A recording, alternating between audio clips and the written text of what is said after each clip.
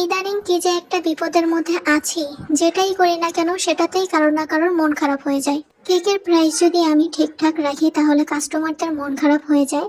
কেন আমি কেকের প্রাইস এত বেশি রাখি? অন্যান্য পেজে তো অনেক কমে পাওয়া যায়। ওই পেজে শুনে আসলাম পাউন্ড কেকের প্রাইস এত কম, আপনার পেজে এসে শুনি এত বেশি।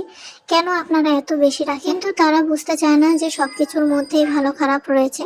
সব কাস্টমার এক না।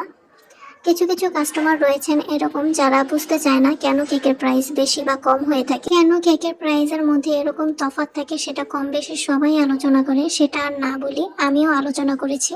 আবার যদি আমি কেকের প্রাইস একটু কম রাখি বা কেকের মধ্যে ডিসকাউন্ট দিই, তাহলে দেখা যায় বেকারসদের জ্বালা উঠে গেছে। মানে তারা হিসাব নিকাশ না করেই, মানে প্রাইজিং সম্পর্কে না জেনেই উল্টাপাল্টা কথা বলেন। এরকম কিছু বেকারসদের মধ্যে একজন বেকার আপু আমাকে বলেছেন আমি নাকি কম দামি জিনিস ইউজ করি তাই এত কমে দিচ্ছি। আরে ভাই, আপনি কি এসে দেখে গিয়েছেন যে আমি কোন ধরনের প্রোডাক্ট ইউজ করছি?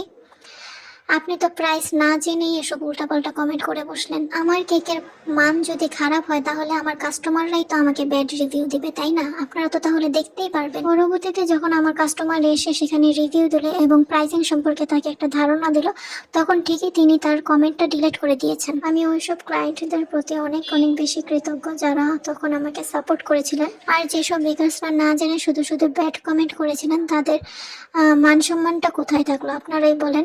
আপনাদের কাজও তো আমি দেখেছি, আপনারা কেমন কাজ করেন, কোন ধরনের কাজ করেন, সেটা ক্লায়েন্টরাও দেখলো, আমিও দেখেছি। তো আশা করি আপনারা এই ধরনের কাজ আর কখনো করবেন না।